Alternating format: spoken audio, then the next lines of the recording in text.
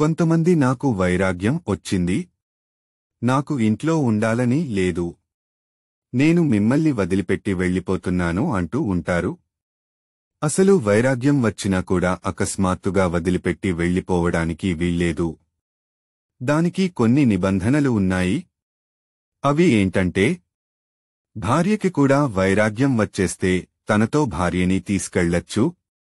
భార్యకి వైరాగ్యం అంకురించకుండా బిడ్డల దగ్గర ఉంటానంటే ఇక అడగకూడదు. బిడ్డల దగ్గర అంటే కూతురు దగ్గర ఉంచకూడదు. కూతురి దగ్గర ఉంచడానికి అధికారం లేదు. కొడుకు దగ్గరే ఉంచాలి. ఎందుకంటే తన స్వరూపం కదూ. తేజస్సు తనది. తన రూపమే బయట కొడుకు రూపంలో నడయాడుతుంది. కాబట్టి కొడుకు దగ్గర భార్యని ఉంచి తాను వెళ్ళాలి. అంతేకాదు కొడుకులు కూడా తమ కాళ్లమీద తాము నిలబడకుండా వెళ్ళిపోకూడదు. వాళ్లకి తగిన ఏర్పాట్లు చేసి వాళ్ల సంపాదన వాళ్లు చూసుకున్న తరువాతనే వానప్రస్థానికి వెళ్ళాలి.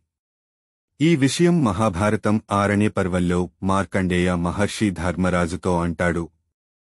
అందరూ జై శ్రీరామ్ అని కామెంట్ పెట్టండి.